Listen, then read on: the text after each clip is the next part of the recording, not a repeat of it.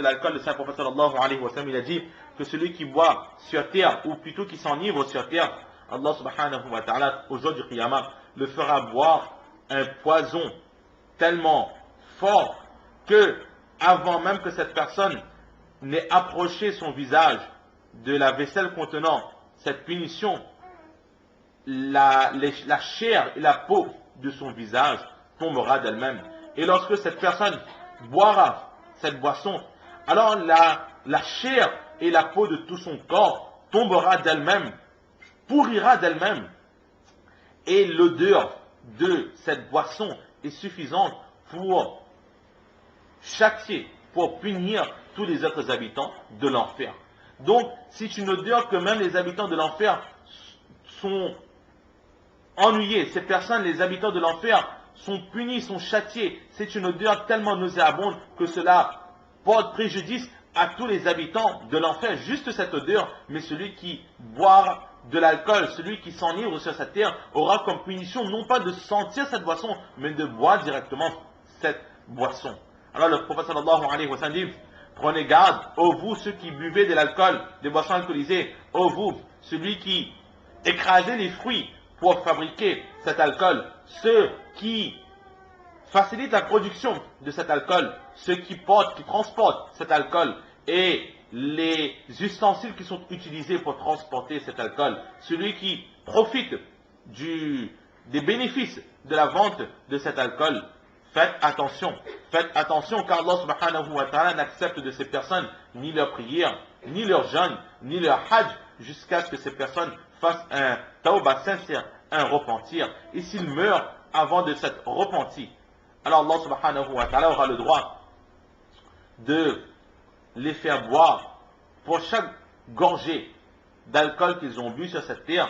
Allah subhanahu wa ta'ala aura le droit de les faire boire de l'eau bouillante du Jahannam.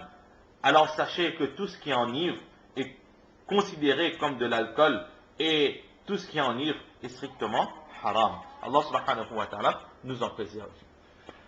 Un puits raconte, il dit que mon fils est décédé alors qu'il n'était même pas pubère.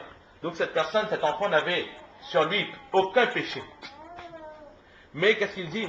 Il dit que la nuit venue, j'ai vu mon fils en rêve et tous ses cheveux étaient devenus blancs. Alors ce pieux s'interroge, il dit: oh mon fils, tu étais un enfant, tu n'avais aucun péché, je t'ai enterré et tu étais jeune. Pourquoi est-ce qu'aujourd'hui tu as les cheveux aussi blancs? Pourquoi est-ce que tu as vieilli à ce point dans ta tombe? Cet enfant dit: oh mon père, je n'ai nullement été châtié. Au contraire, je suis bien, mais à côté de ma tombe a été enterré quelqu'un qui avait l'habitude de s'enivrer sur cette terre.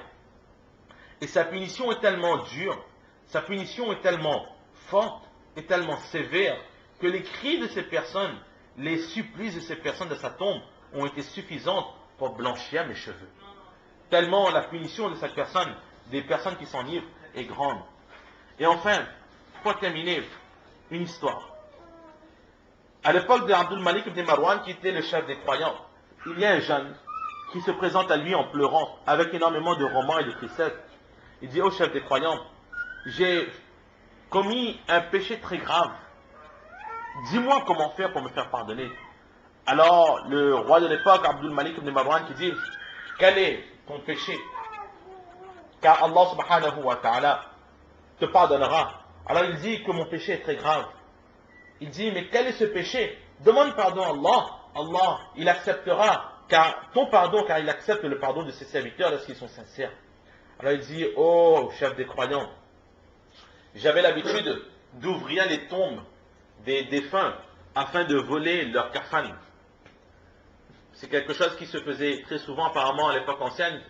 On les appelle des voleurs de kafanes. Lorsque quelqu'un est enterré, une fois que toute la famille est partie, ils pénètrent de le cabristan en cachette. Étant donné que la terre est encore fraîche, ils déterrent cette tombe, récupèrent le kafan de ce défunt et ensuite de nouveau enterrent cette personne. Donc il disait que j'avais l'habitude d'accomplir ce péché, de faire ce péché, mais une nuit, je suis parti et j'ai vu le défunt qui n'était plus positionné face à la Qibla, mais au contraire son corps, son visage était détourné de la Qibla, alors que cette personne est morte, donc elle ne peut bouger. Et lorsqu'on l'a posée dans la tombe, elle était face à la Qibla. Comment est-ce qu'elle a pu être détournée de la Qibla? Elle dit, j'ai eu peur. Et j'ai eu tellement peur que je suis sorti de la tombe et j'ai voulu m'enfuir. Mais lorsque j'ai voulu m'enfuir, j'ai entendu une voix dire, oh jeune, pourquoi ne demandes-tu donc pas la raison de ce changement de position dans cette tombe? Demande, questionne au sujet de ce défunt. Alors j'ai posé la question, il dit quel était son péché? Et là, la voix dit que c'est une personne qui avait l'habitude de négliger ses prières. Elle accomplissait ses prières avec beaucoup de paresse. Et là est sa punition. Ensuite, je suis donc allé vers une autre tombe pour voler le kafan. J'avais besoin de revendre du tissu pour avoir de l'argent pour manger. J'ai déterré une autre tombe. Et là, j'ai vu le défunt. Son corps était transformé en porc. Et ses pattes étaient attachées à la terre avec des chaînes. Et il y avait un collier très lourd dans son cou. Alors j'ai eu encore plus peur et j'ai voulu m'enfuir. Et là, la voix me dit, demande, questionne au sujet du péché de cette personne.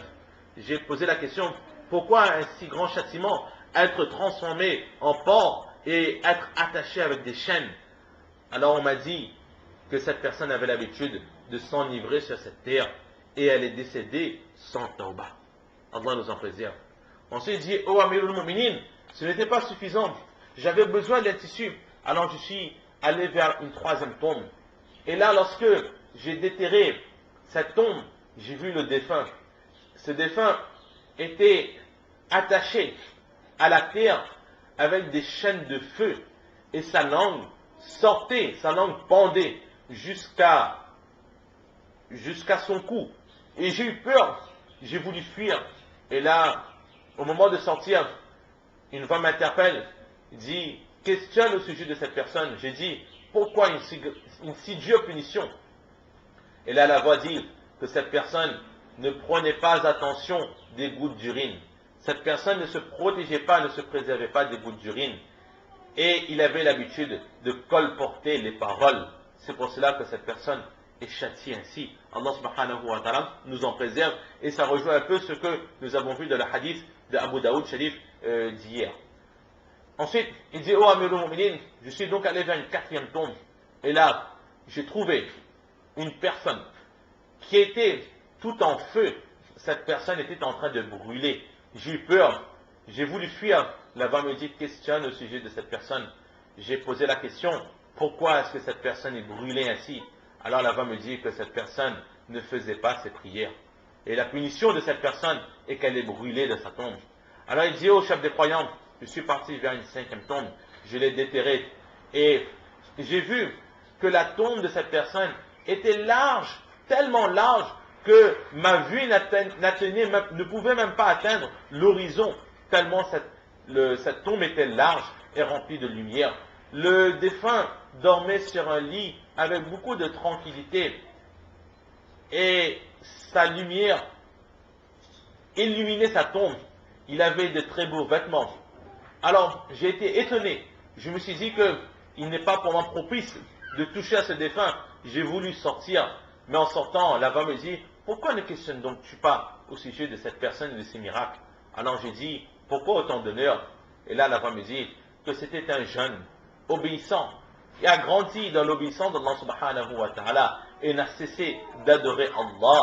C'est pour cela qu'aujourd'hui, cette personne est récompensée dans sa tombe. Donc, Abdul Malik ibn Marwan dit après cela que nous avons là un exemple concret de ceux qui désobéissent à Allah subhanahu wa ta'ala et de ceux qui obéissent à Allah subhanahu wa ta'ala. Donc à nous maintenant de tirer profit de ce récit et Allah subhanahu wa ta'ala nous protège et nous préserve de toute forme de péché. Donc nous allons nous arrêter ici pour aujourd'hui sur ce second péché. La prochaine fois, Inch'Allah, nous allons continuer l'explication de ce hadith et terminer aussi ce hadith. Allah subhanahu wa ta'ala nous donne le tawfiq de comprendre ces quelques paroles, surtout de mettre en pratique et de propager. Wa ma tawfiq illa billah.